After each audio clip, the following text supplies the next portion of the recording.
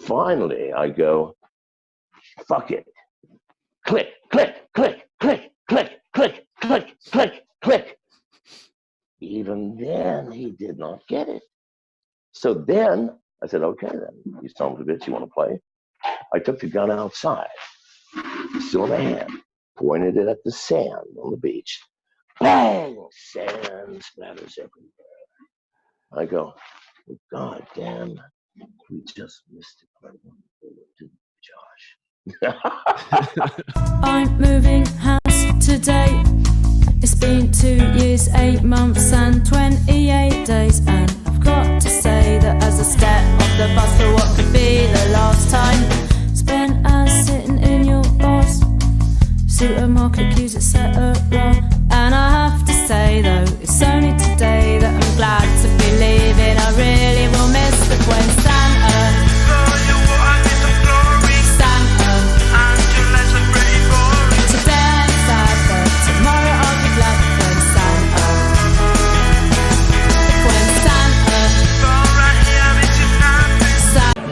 Listening to truthconduit.com with Chris McMillan.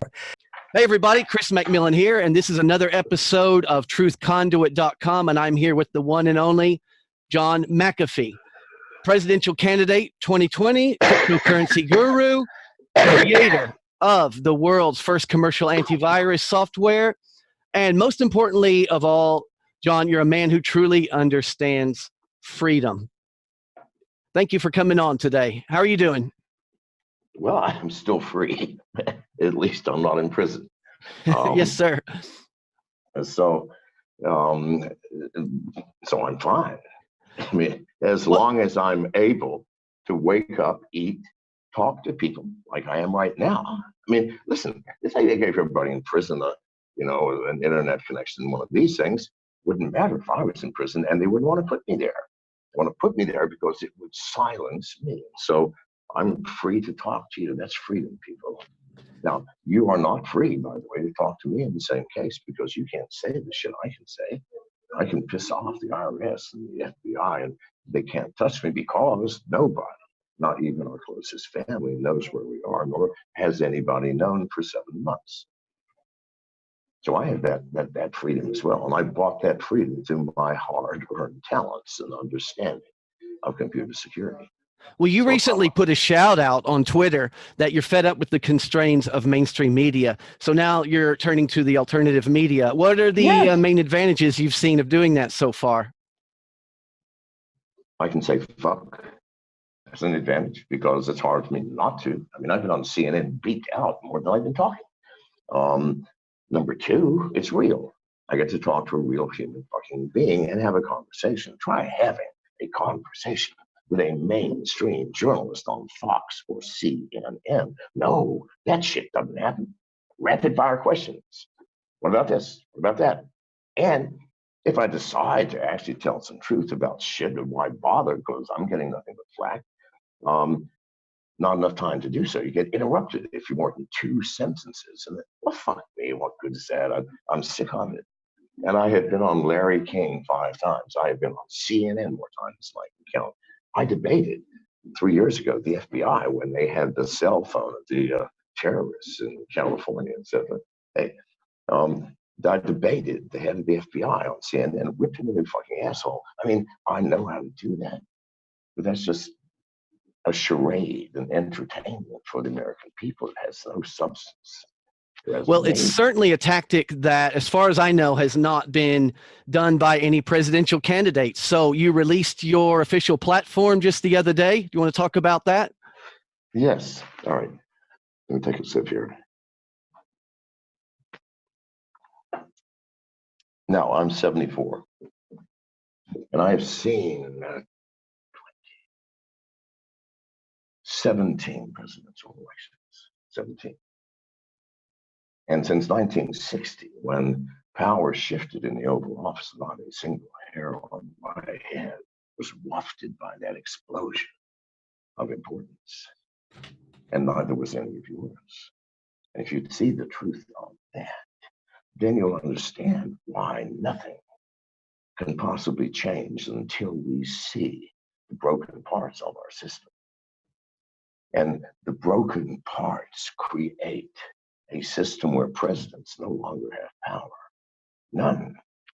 Why? We're in the age of information. Starting in the early 90s, information became way more powerful than nuclear bombs, battleships, and aircraft carriers. Information became the only power. And very few people now control the real information of power. CIA is one. They know everything about everybody, why they're career soldiers for the United States of America. They go in at 22 and you never retire and you can't quit. Lifetime servants. And I don't think any of these are evil people. And they see the presidents as they're transients. And they have the law on their side. There's a thing called need to know. We as the CIA determine if we tell the president whether or not we have aliens, that would be a risk of national security. He does not have a need to know. They consider Congress people as transients as well, don't they? Yes, Congress and so how does the CIA rule? By controlling the truth selectively. Because I can tell us any fucking story I want and still tell the truth. You've never seen an elephant, all right?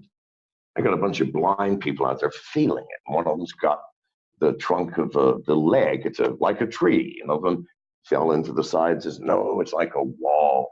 One of them had the trunk and said, you're all crazy. It's a goddamn snake. And on and on. And you never seen one. So depending on what's an elephant, sir? An elephant is like a tree. And we have eyewitnesses here that will tell that to you. No, the CIA knows the elephant's goddamn animal with four legs, but how do they actually do it? Sometimes they lie. Sometimes it's not just selectively taking the leg and saying it's a tree, but don't have time, they lie. The second Gulf War. The CIA could not tolerate Saddam gaining power in that region and finally said, we got to stop it.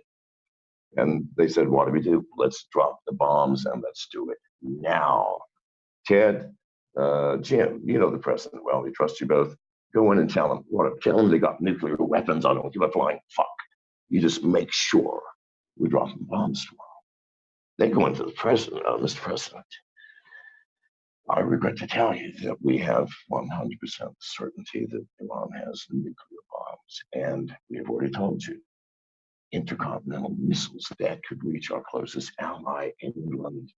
Imagine, Mr. President, tomorrow, London being laid waste, Birmingham, Liverpool. Oh, we know no one cares about Liverpool, Mr. President. Forget that. You won't be able to ride the world's largest Ferris wheel in London anymore.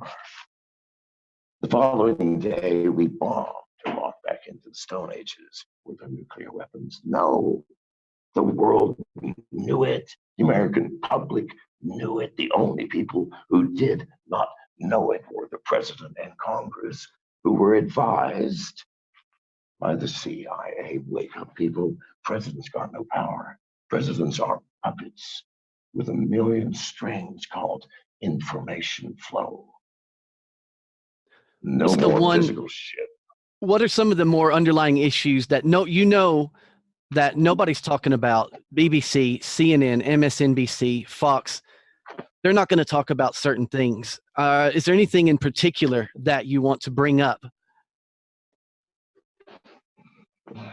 Issues that, because it's all smoke and mirrors, isn't it? So it's all a distraction. What are some of the politics? Politics is a distraction, people. Do you understand? We're now looking at Iran. Why? Because we've been watching the president and he's got too much heat. So let's start a little war. Everybody does that. All presidents have done that for the past 61 years. All presidents. Start another war. CIA doesn't mind that because it's the CIA that set the fucking thing up anyway. It's a play. It's a charade to draw our attention from this to that. And who is it that pulls that string to say shift attention now Listen, the president has gotten out of line because they don't give a shit what politicians do. They got no power that the CIA doesn't let them have. But they're noticing, listen, he's disrupting the American public. Fuck, let's give him an excuse to start a small war with Iran because we're going to do it in 2 years anyway. So let's let it happen now, people. That's how it works. Don't play the game. Don't watch the play. Get up out of your seats and walk behind the curtain, people. Because behind the curtain is a nightmare of good intentions gone bad. Well, moving forward with solutions, you're doing something very interesting with the Congress and the cryptocurrency. You're tokenizing each member of Congress. What's going on with that? All right. I believe, and I could be wrong, but I don't think so, that it is the flow of money, which is the motivator and support power and foundation of our government. And that now the flow of money with the government is totally private. Walk in as a private citizen and say, listen, I want to see exactly where my tax dollars went. Show me. If you don't get booted out physically, you're going to get laughed out. Same thing. It's a joke to them, but yours finances, well, they better goddamn well be public because I want to get in there and see how much you made. So I'm going to check your bank balance anytime I want. I'm the IRS. I can do that. I just walk in and say, show them to me. Here's my badge. That's the reverse of what it should be, people. You earn your money. What you do with it should be private. That part that you give to the government, fuck me, that can't be private. That's yours. You have the right to see where every goddamn penny goes forever. And the blockchain gives us that ability with ease, power, and simplicity. And what's been the reaction to that? Okay, so we've announced that we're putting all the congressmen on the exchange March 1st. We've already tokenized them. We're testing, making sure we don't break laws that really are laws. We asked congressmen for their support. Why don't you play the game with us? Because every day we're going to be asking important questions, like, what do you think about a 95% tax increase? All right. No, I'm just saying, what you think? And you go, that's stupid or whatever. All right. And we all instantly get to see it. All of us. The congressman votes. No. All right. Instantly we saw it. Every congressman has voted. And I'm not talking about stupid things like a 95% tax increase, but things that actually fucking matter to you today, here and now. That's shit. So we contacted a couple of dozen congressmen. Nobody would cooperate with us. No one said, yeah, sure. Why? As soon as they found out that these tokens will be listed on our goddamn exchange for the world to see how people value you. No. 9 of them threatened lawsuits if we proceeded. Really? Yes. The word got across the aisle, across the road into the executive branch, and the Office of Legal Counsel contacted us and warned us that if we attempted to also tokenize presidential or congressional candidates, well, fuck me, all of Congress is a congressional candidate just trying to stop us. We will file criminal charges. That's fantastic. I mean, that means you're really touching on some right nerves there. I mean, you're stirring something up. And even if worst case scenario, say this doesn't happen now, you've unopened a tube of toothpaste. I mean, that is an idea that is not going to go away, especially by people in the freedom-minded community. Yes. Well, I just put up a challenge just a few minutes ago. Saying, challenge to members of Congress. Are you willing to be tokenized on the blockchain, meaning that every penny that comes into your accounts will be digital and goes out will be digital so that the American people can see where every fucking penny went. In fact, here's the beauty about the blockchain. If this were my penny that I gave to the government, I can trace that penny's movement forever. Now, that would be of interest to me. Is it not of interest to the rest of you? If not, move the fuck out of your mom's basement, because there's a real world out here. And what is the date that all of this will go down is March 1st. Am I right? Not all of it. March 1st, the congressmen we've tokenized, which is all of them, will be placed on the McAfee exchange so that you can start trading them. Didn't cost you anything. No one's making money off of this, by the way. Well, I mean, who knows? The Dogecoin is worth hundreds of millions, and it was a joke, so I don't fucking know. Nevertheless, we're not making money. Yes. So, meeting on the exchange at a set rate of 1 penny, which is what I believe the true value of a congressman is, but we're setting it at a penny. It may rise to whatever. I don't fucking know. And then let the trading begin. You're going to see some fun. Now, that's the beginning. Phase 1. 1 month later, we are issuing, and by the way, the coin, when it comes, is a 2-part token. One is called a vote. The other is the token itself. The vote remains with the original identifier. Hi, I'm so-and-so, here's my email. There's your vote. All right. Not perfect yet. This is a simulation, people. All right. But it's actually happening. So the vote stays with you.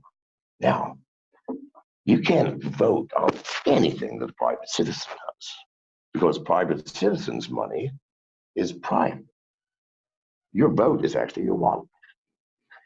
Even though when you vote, you lose nothing. There's no money going out, but it's still your wallet. What's in there is yours and private. As soon as the government takes something, that private coin is converted to a public coin. We get to watch you. And any public coin can be voted on by people. Let's say we see, good God, hey, anybody knows that $1 trillion just fly by here? So, yeah, what is that? Hey, somebody, let's put a vote. Do we want to stop this now and reverse it and look at it, or you want to let it go? People go, fuck no, stop it. That money goes back to where it was. The transaction is reversed, and we get to ask questions. What the fuck just happened? Not 4 years later, when we have to elect a new son of a bitch to get rid of the old corruption in room for the new corruption. No, here and now. The money just went. We all saw it. What the fuck are you doing? Then, since they do work for us, eventually it goes beyond that to, let's boot this mother. Yes or no? Yes. Dude, you're out. Pack your bags. Who do you want to replace him? I don't give a flying fuck. Get someone on the street. Couldn't be any worse. This is true democracy within the grounds of our Constitution, because we are changing nothing in the Constitution. We are merely giving people the power to determine how their money is spent by the government that we created. Is that unreasonable? If it is, then get a life. Get cigarettes. No worries. The reason is that if I don't smoke cigarettes, I smoke blunts. And since I am a chain smoker at whatever I smoke, no worries at all. Chain smoking blunts, especially the ones that Janice rolls, is not possible even for me at my advanced state of ossification through drugs. So, yeah, no worries whatsoever. I've got 3 concepts here that you've got going on. You've got the McAfee redemption unit, the McAfee market cap, and the McAfee wallet. Take any one or all 3 of those. What's going on with those? You've got a lot going on here coming up. The McAfee redemption. What's the other one? The McAfee market cap and the McAfee wallet. Yeah, well, all 3 of those are dead projects. I mean, number 1. Okay, so we actually had hard printed money. There were things that looked like money that were certificates for your tokens, all right? And you could turn those certificates in at stations we had set up all over the world to exchange them for electronic units. We had those printed in Mexico, almost $200,000 worth of printing. We did it because it's cheapest. Customs in the United States sees every fucking one. Yeah.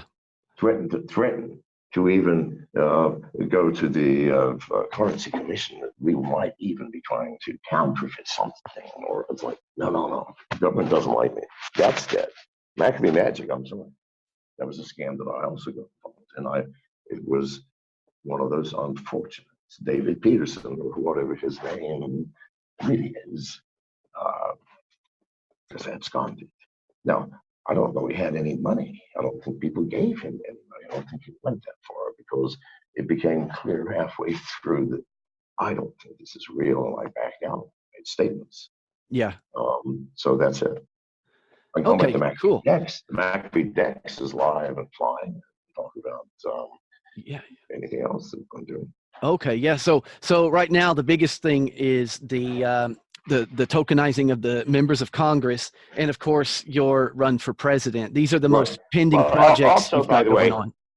this would not have worked had I not previously built a distributed, decentralized exchange, meaning you can't shut it down. Because otherwise, had I done this, even if I could have got it listed on an exchange, the US government would have gone to Binance. But no. Nobody's listening to this, and shut me down. But I'm listing on my exchange, Decentralized. It's been up and running in beta for 3 months. Not a lot of traffic. We're not looking for traffic. This will last forever, since it can't be shut down. Now, when we tokenize these congressmen and they all file lawsuits and they try to get the Justice Department to get Belarus to shut us down, they can't. It's not a possibility. Yeah. Now, I've broken every security and exchange commission law and regulation to the max. By number one, there's no KYC on the McAfee exchange. We don't know your name. We don't know anything about you. Don't want to. Not my fucking business what you do. I'm a portal through which you may do business with people. I don't give a flying fuck who those people are or what they're doing. It is not my job. I'm giving people a tool to improve the efficiency and speed and power over their own money. That's it. So no, decentralization is the key. Yes, I think. Right. Yeah. And it is decentralized and distributed. Central, they can still shut down a decentralized exchange if you've got servers here. No. And thank God, the end of January. I hope I'm not. Fucking who cares? End of January. 2 companies are coming out with unstoppable domains on blockchain, so that you can get one, and as long as you've got the key, no power on earth can shut your website down. I don't care if you are doing a website of eating children alive, and that's the problem, or that's the opportunity. You don't have to watch that shit. And if you stumble on it the first 2 seconds, you go, "Whoop, no, what's that? Not my fucking problem, people." I'd rather have that as a risk than a risk that we, at any point, because we do not please our masters, can be shut down. I will not accept that. And the blockchain gives us the power to make that happen. Freedom. Yeah. If it pleases the crown, may I spend and use and keep my own money. Yes. No, I'm not playing that game anymore. I haven't played it for 10 years. They didn't fuck with me for 8. Why would they? I've already paid them $50 million or more in taxes over my lifetime. Looks like the latter half, nevertheless. I promise you, I have not received $50 million worth of service from any branch of my government, people. And if you've paid $10, you have paid too much. End of story. If you don't think so, stand in line at the DMV at just the state goddamn level. And try to get the Supreme Court to listen to you, an average fucking American citizen. Long enough. Yeah. Well, let's look forward. Solutions. I got my question is, going forward, what would you love for people to stop doing or start doing that could push back against all this technocratic collective that's hell-bent on controlling every aspect of our lives? Well, let's wake up and stop using technology just to make money by transacting. I'm going to sell this for that and hold it and hope that it goes up. What are you fucking contributing to the rest of us? Please, God, I want to know. Because if you are making money by sitting on your fucking ass and speculating like you are in Las Vegas in the golden ages when they couldn't count at casinos, well, then you're doing nothing. So you want to know what to do? Stop the fuck doing that. And with that, I'll be beginning. You have taken people, the ones of you using this to make money immediately, you've taken the key. This golden key that you just put in the lock, turn it, and walk out. I gotta move in. I gotta move in. I just ran out of power. Hang on.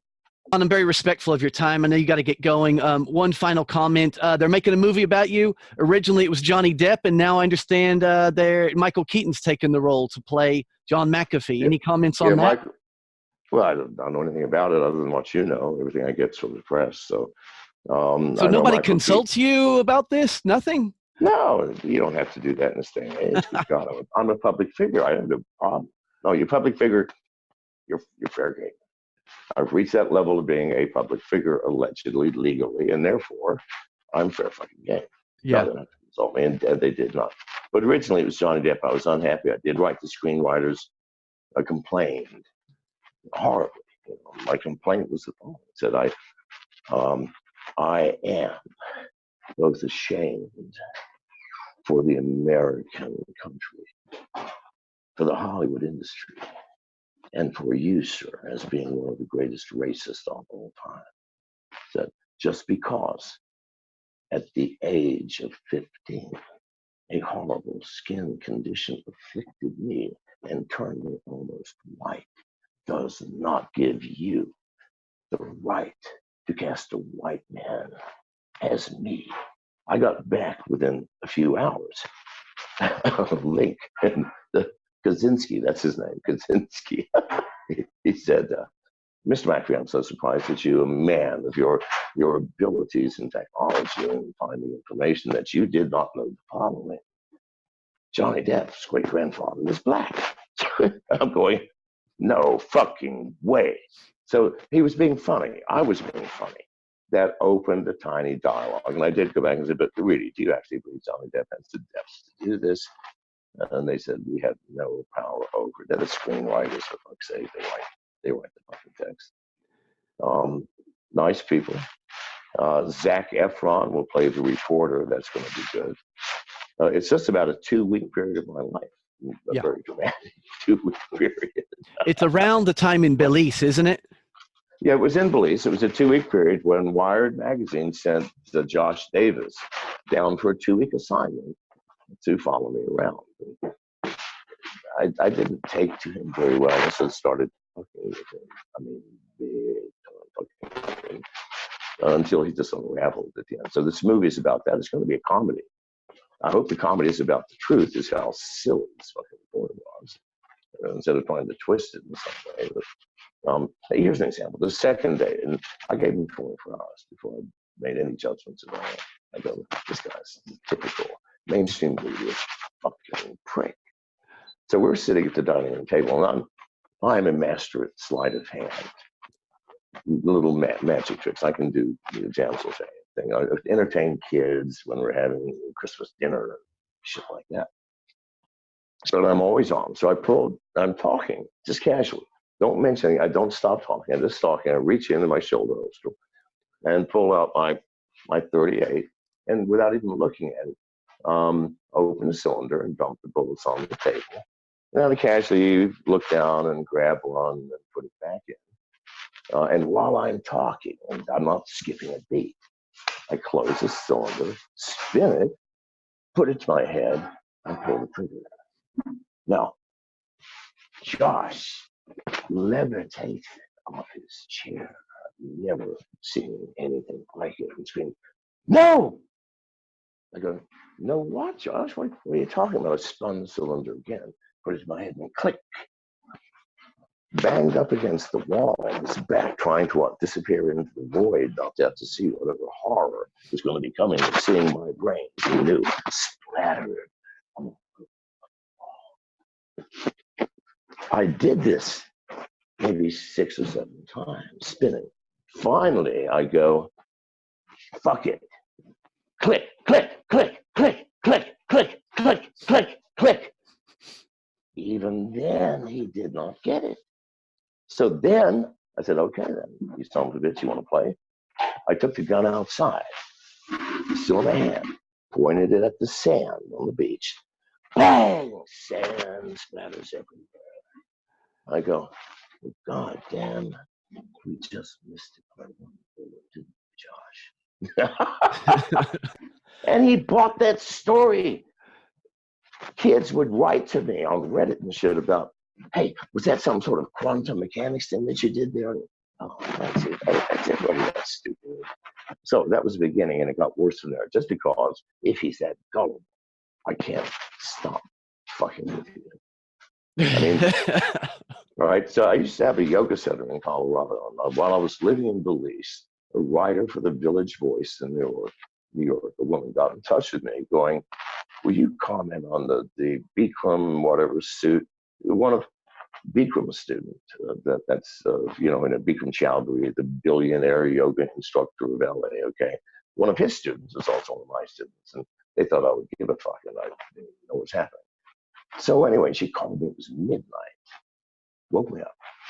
She said, "Well, what are you doing these days?" I go, "Oh, well, you're the first needed to ask me, so I guess I'll tell you. We've been running pilot programs of a thing called relational yoga." And I said, relational yoga? I said, no, observational yoga. Observational yoga. She said, well, what is it? I said, well, we discovered that if you could get truly professional yoga people to do yoga on stage in a circle when people are sitting in easy chairs and drinking wine and eating cheese and watching, that you get exactly the same benefit as if you were doing it yourself. So, hang on. She goes, well, how is that possible? I go, well, you've heard of osmosis. I mean, for example, you're watching a horror film and it's tense. Are you afraid at those scenes? Yes, your heart's pumping. Is anything happening to you? No, you're sitting comfortably in a theater seat, sipping a Coca-Cola and munching on popcorn. And yet you feel exactly what those characters are feeling. She goes, oh, wow. And when she said that, I go, okay, I got to do this. So I went on for 2 hours explaining. And we went to a whole bunch of things. She said, does it work for anything else? I said, yes, observational weight training. That you could sit comfortably and drink, sip your wine, eat your cheese, and watch professional weightlifters lift weights. And you gain lean muscle mass and lose fat. And your strength improves. She's going, oh, wow. So she said, does it work for everything? I go, well, no, here was our biggest failure. We tried by having people watch concert pianists on stage play piano. I mean, for weeks on end. Well, they munched cheese and drank wine. Not one of our experimental subjects could play a fucking tune on a piano after that. She wrote that story and got fired from the Village Voice. What? Yeah. Look it up. Look it up. Yeah, I forgot about you were a yoga teacher as well. You've got a lot of facets to your life. I remember that I read about that. I thought, oh, that's interesting. But yeah, you started when you were 9 years old mowing yards, and from there it was just all good times. I don't like working for people. I don't like taking orders, least of all from a government which I'm paying for. I mean, like hiring a servant, because governments are servants. And they walk in the house and say, you, get up the fucking sofa. New rules now. Well, what? You're fired. Why aren't we firing these pricks? Is that not the question? Yeah. Why, people? Are you voting for anyone who would spend $100 million to take a job paying $250,000? unless they were insane, in which case they shouldn't be elected, or they're corrupt, in which case they shouldn't be elected, or they're simply too stupid to even serve us. You pick one of those and tell me why you would vote for that reason. That's the question you need to ask yourself, people. Well, it's an indoctrination that starts in kindergarten, and it's a hard shell to break out of for a lot of people. So hopefully platforms like yours, the things you're saying, will get through to a lot of people. I'd like to make a comment about our first president, George Washington, who literally had to be drug kicking and screaming to be the president. He was an old man. He'd been through one of the worst wars in human history. General of the Continental Army, fighting in the winter, freezing his fucking toes, sleeping in ditches. He wanted to retire and fish on the banks of the Potomac River at that time. I mean, the fishing there now was spectacular. I can't fucking imagine what it was in 1776. But they convinced him through shame. Here's how. What were the options? Thomas Jefferson? I mean, brilliant architect, and he couldn't find his own fucking glasses and couldn't even keep his family paying attention to him. Benjamin Franklin? God damn, that man chased more skirts than God, and must have been, even at that age, still fucking 10 women a day and drinking 5 bottles of wine. John Hancock? I mean, he had a pretty handwriting, but good God almighty, I would have let him take care of my horses.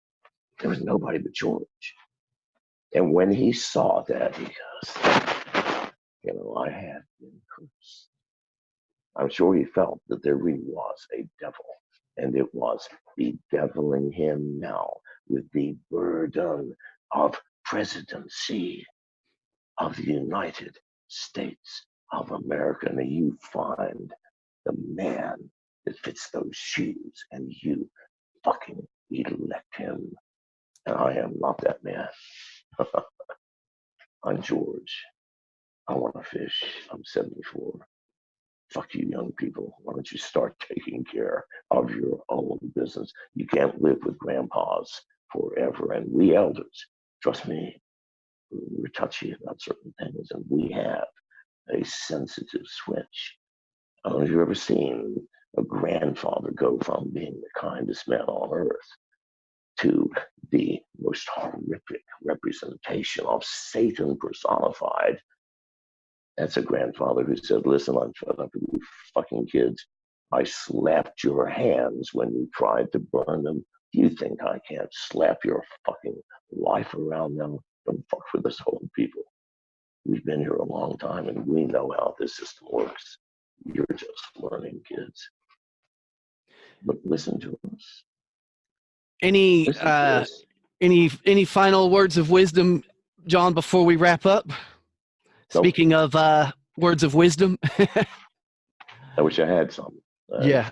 I think few words of wisdom have ever passed my lips. All I can tell you about is my own experience in my own life. That's what passes my lips. So yeah. Well, the whole system is set up to take away our independent thinking and to create dependence on the government and the system. And that's what guys like you and I are out there doing, trying to make these issues, bring put a spotlight on these issues. So, you know, from the freedom-minded community, we appreciate what you're doing. A very unique platform indeed. All right. Well, pass the word. All right. It's one thing to be entertained by the things that we agree with, right? It's another to actually work for them, to make them real. So do your part, my friend. I'm doing mine. And thank you. Yeah. Thank you very much. I appreciate it today. Walking down the street where children play. For them it's just another day. The future's reflected in their parents' faces, who chose to stay on in this place where they were born, went to school, got married, and kids like their grandparents before them did. Got to escape, you know, before it's too late. Although today I could say that I really will miss the when Santa,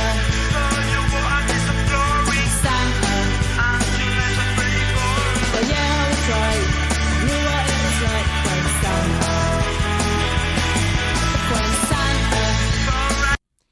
listening to truthconduit.com with Chris McMillan. Go to the subscribe page and sign up to get notifications of the latest posts. And check out the support page to help keep it going.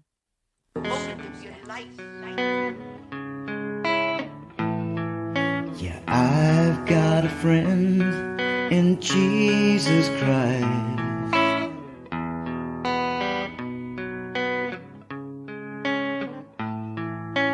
I've got a friend in Jesus Christ, and Krishna and Buddha and my bartender.